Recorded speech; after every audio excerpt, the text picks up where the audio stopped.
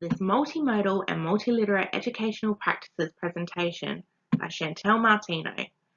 This resource is designed to assist parents in understanding the ways in which new technologies are not only influencing the lives and social worlds of their children, but how we as teachers are integrating these technologies into our classroom practices and curriculums to enhance educational outcomes, learning opportunities, and to become creative, analytic, and successful members of the 21st century who are able to use, create, and make meaning from all forms of literacy and technology. The 21st century is bringing changes to the world, particularly noticeable in education and technology. Students, your children, are using technology now more than ever as it becomes more accessible, easier to use, and portable. They can access answers to anything with just a few clicks and share it with everyone they may or may not know with just a few more. There's even a belief that kids are no longer reading or writing. However, as noted in an article by Collier in 2007, drawing on the work of Bruce, they are just reading and writing differently to what we have traditionally been taught. A group, now known as the New London Group, saw this progression of technology in the early 90s and coined the term of multiliteracies, drawing on multiple educational theories and pedagogies, like that of multimodality, to prepare educators for the 21st century of education. This progress of technology has exceeded even their vision, and it has become imperative that educators find ways to use these pedagogies and new literacies to prepare students for a globalised and technologically advanced future. It is also important for you, as parents, to know about the pedagogies and the ways we intend to use them in your child's learning. However, before we look at how our children and students are affected by these practices, we have to ask, what are they? So, what is multimodality? Assessment and Reporting Authority, or ACARA, define multimodal text as something that uses a combination of two or more communication modes.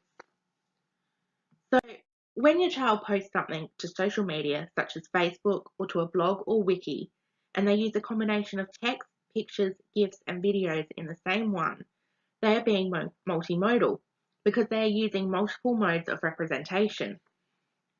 Although using multiple communications and literacy aren't quite enough in an educational environment, with iPhones, tablets, laptops, and other portable technologies becoming more accessible and common, it is understood that the students of today can quickly use and navigation of multimodal tools, as noted in scholarly articles by Prensky in 2001, G in 2003, and Walsh in 2012.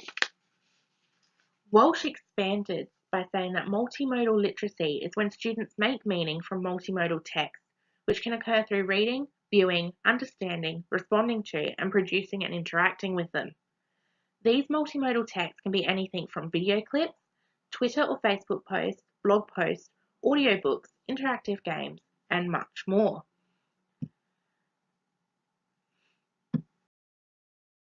So then, what is multiliteracy?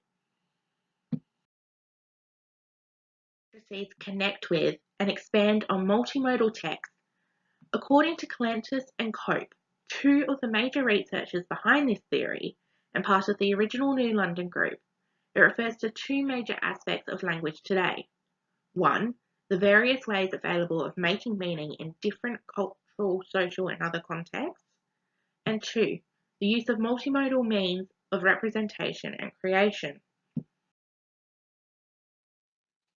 Anstey and Bull described their vision of a person who uses multiliteracies in their 2006 article as someone who is flexible and strategic and can understand and use literacy and literate practices with a range of texts and technologies in socially responsible ways in a socially, culturally, and linguistically diverse world, and to fully participate in life as an active and informed citizen. It means that a multiliterate person is someone who can navigate through and use and create multiple types of texts in various modes and know when and where to use specific forms of technologies for specific purposes and audiences, as noted by Borsham, Merritt and Reed's article in 2010. This is also emphasised in the National Australian Curriculum. So, How are these technologies and pedagogies affecting the students and their social worlds? In 2009, the Australian Bureau of Statistics said that 79%, or approximately 2.2 million children in Australia aged 5 to 14 years, use the internet. Additionally, nearly a third of children in Australia had their own mobile phone at the same time. These numbers have continued to grow as technology has become more affordable and accessible, and as internet has become more common to use on a mobile phone than on a computer. It is understandable then that technology and the new literacies that come with it have an effect on children as learners. In fact, in 2010, Walsh noted changes have both educational and social implications that are only partly related to technology. The escalation of the popularity and availability of social networking sites and the associated development of blogs, wikis, and online gaming and virtual reality sites have enabled different forms of communication and communities to evolve, which has necessitated these new literacies.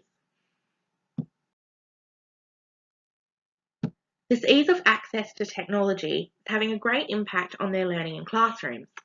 Several scholars, including Edward Groves in 2010, Gutierrez, Bequado Lopez, and Tejda in 1999, Meredith et al. In 1999, Langchair and Noble in 2003, and Kimber and Wyatt-Smith in 2006, all noted and discussed how students are walking into classrooms every day, bringing with them a broadening range of techno-literacies and skills learnt outside of the classroom, often with more powerful and sophisticated devices than what they have available in class.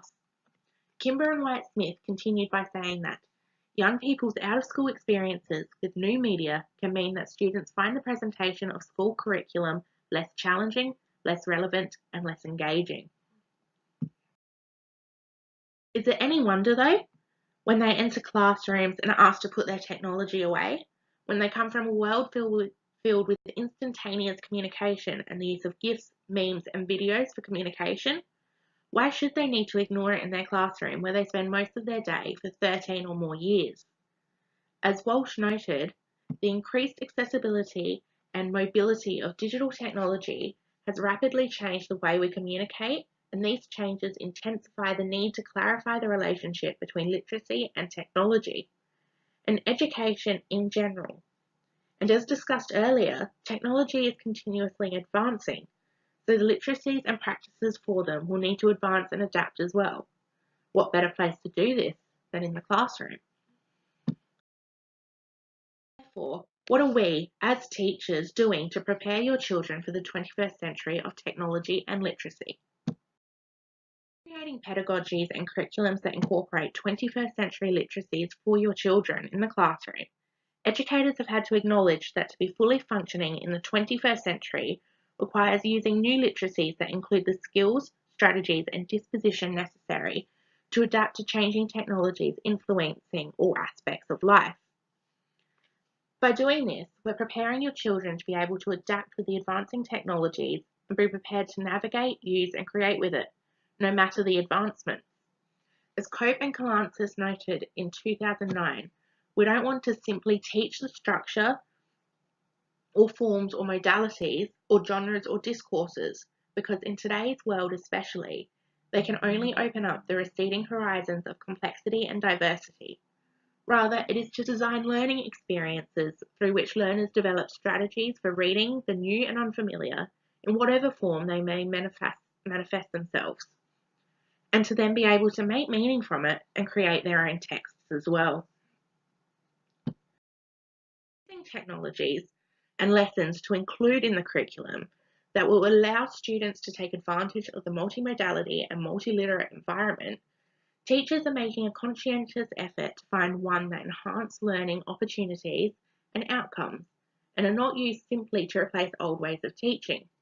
That is, as Walsh said in 2010, we have to ensure that with the incorporation of digital communication technologies, the basic aspects of reading, writing, language learning, grammar, spelling, and punctuation are still explicitly taught.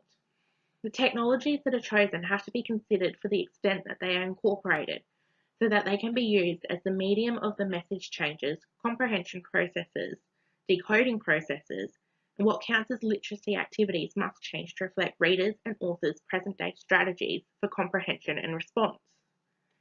Technologies and lessons are chosen that will give students the opportunity to use multimodal and multiliterate practices to represent their meanings and enhance their learning outcomes.